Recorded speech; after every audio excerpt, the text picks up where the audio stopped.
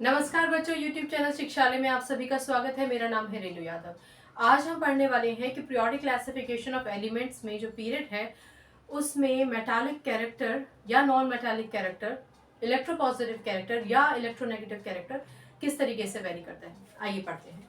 आप जानते ही हैं कि ये जो एलिमेंट्स हैं, इन एलिमेंट्स को हम थर्ड पीरियड का एलिमेंट्स बोलते हैं। थर्ड पीरियड का एलिमेंट, थर्ड पीरियड कैसे पता करेंगे? एक सिंपल सा तरीका है, किसी भी एक एलिमेंट का एटॉमिक नंबर ले लीजिए। चलिए एल्यूमिनियम का ले लेते हैं।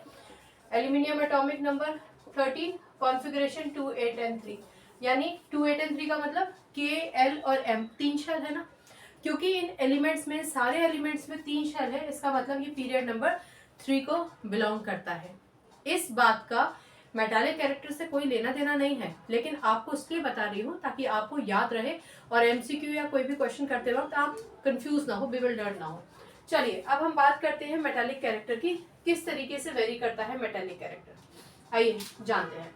याद रखिए कि कोई भी कैरेक्टर पीरियोडिक क्लासिफिकेशन में जब आप पढ़ते हैं, ग्रुप्स में या पीरियड्स में, उसका बहुत इंपॉर्टेंट लिंक होता है एटॉमिक नंबर से। सोडियम का एटॉमिक नंबर 11 है, कॉन्फ़िगरेशन 281 है। ठीक है, हम ऑलरेडी केमिकल रिएक्टिविटी वाले चैप्टर में ये पढ़कर आए हैं कि किसी भी एलिमेंट के पास स्टेबिलिटी के लिए 8 इलेक्ट्रॉन्स का होना जरूरी है। 8 से आधा अगर 4 होता है तो वो शेयर करता है, उससे कम 1, 2 या 3 इलेक्ट्रॉन होते हैं तो वो अपना इलेक्ट्रॉन दे देता है। और आप ये बात जानते हैं कि अगर कोई भी एलिमेंट अपना इलेक्ट्रॉन दे देता है तो उस पर आ जाता है पॉजिटिव चार्ज। कोई एलिमेंट अपना 1 इलेक्ट्रॉन देगा तो 1 पॉजिटिव चार्ज, 2 इलेक्ट्रॉन देगा तो 2 पॉजिटिव चार्ज, 3 इलेक्ट्रॉन देगा तो 3 पॉजिटिव चार्ज।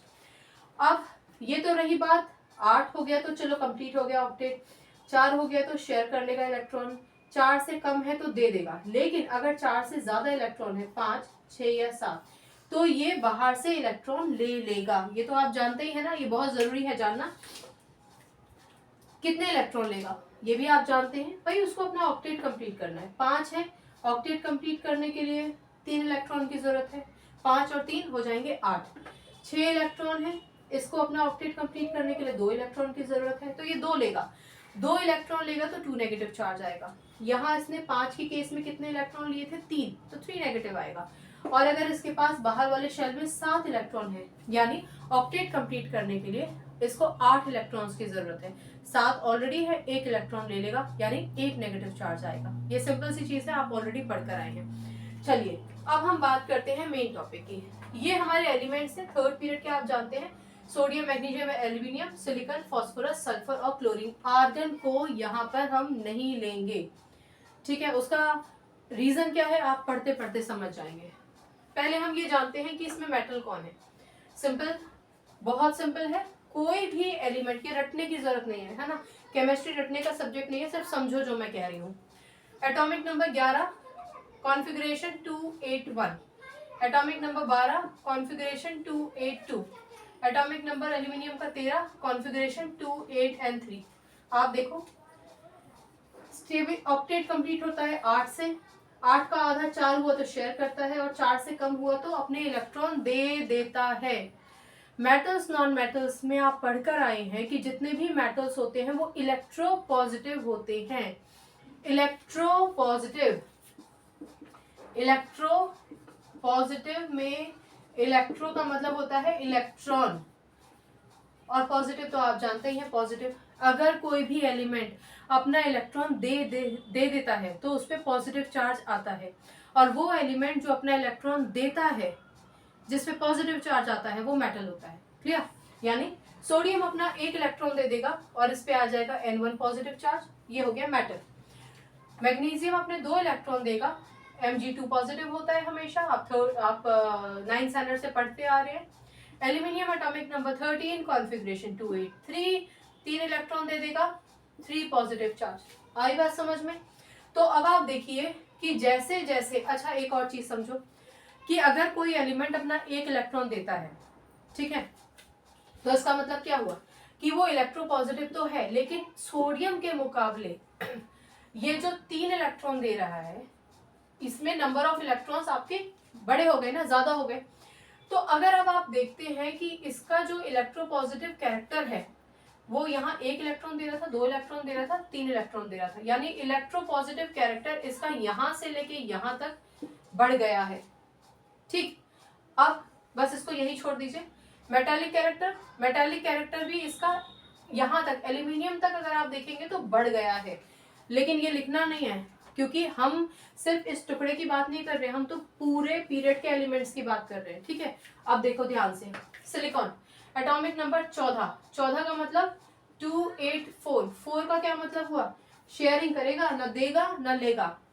जब कभी भी कोई एलिमेंट इलेक्ट्रॉन्स को शेयर करता है, ठीक है, ना इलेक्ट्रॉन देता है ना इलेक्ट्रॉन लेता है, देता तो इलेक्ट्रोपॉजिटिव होता, लेता तो इलेक्ट्रोनेगेटिव होता, अब ना दे रहा है ना ले रहा है, तो इसका मतलब वो हो जाता है एम्फोटेरिक, उसका नेचर हो जाता है एम्फोटेरिक। अगर उसकी प्रॉपर्टी की बात करें तो वो मेटलॉइड कहलाया जाता है। मेटलॉइड का क्या मतलब होता है, इसमें मेटल और नॉन मेटल दोनों की प्रॉपर्टीज होंगी। ये मेटल्स और दो नॉन मेटल्स दोनों की प्रॉपर्टीज को गेन करके बैठा हुआ है। आप इसको मेटल है या नॉन मेटल है ऐसे कैटेगराइज नहीं कर सकते। ठीक है, नेचर इसका एम्फोटेरिक होता है, उसकी हम बात अभी नहीं करेंगे विस्तार में। I hope this is clear. चलो आगे बढ़ते हैं।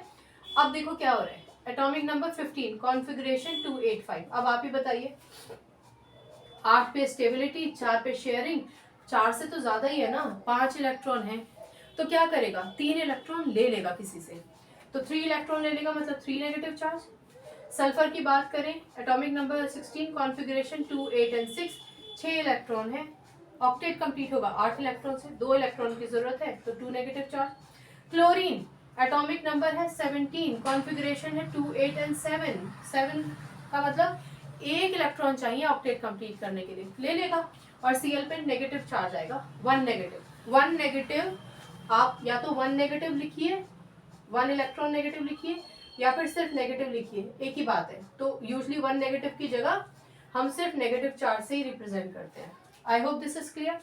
तो अब आप देखिए कि जो इसका इलेक्ट्रोनेगेटिव कैरेक्टर है, इलेक्ट्रोनेगेटिव कैरेक्टर वो तो बढ़ रहा है ना, क्यों, ऐसा क्यों, बढ़ क्यों रहा है, 3 इलेक्ट्रॉन लेना किसी से मुश्किल है एज कंपेयर टू 2 इलेक्ट्रॉन लेना, एज कंपेयर टू 1 इलेक्ट्रॉन लेना। ठीक है ना, तो इसलिए इसका जो इलेक्ट्रोनेगेटिव कैरेक्टर है वो इंक्रीज हो रहा है। ठीक है, इलेक्ट्रोनेगेटिव कैरेक्टर इसका इंक्रीज हो रहा है।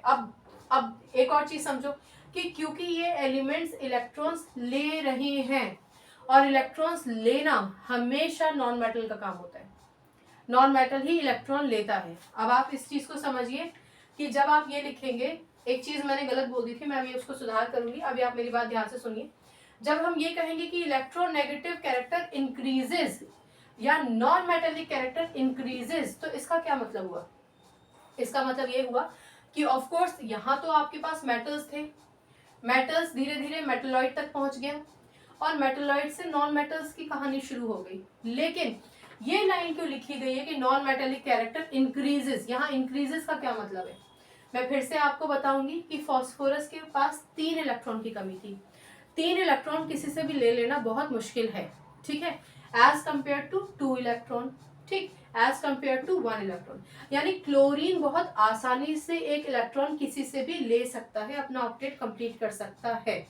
ठीक, क्योंकि इसके पास इलेक्ट्रॉन गेन करने की क्षमता ज्यादा अच्छी है, एक ही इलेक्ट्रॉन चाहिए as compare to other non metals phosphorus and sulphur, इसलिए हम कहते हैं non metallic character increases.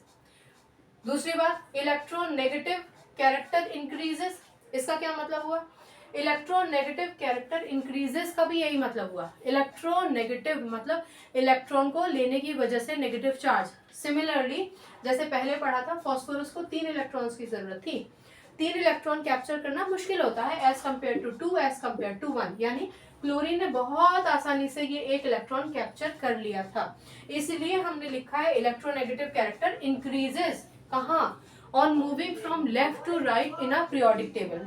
Clear, when you move from left to right in a periodic table, in a period of a periodic table, the metallic character decreases या फिर electropositive character decreases. ठीक है, non metallic character increases, देख रहे हो ना आप, non metal, या फिर electronegative character increases. I hope ये समझ में आया होगा।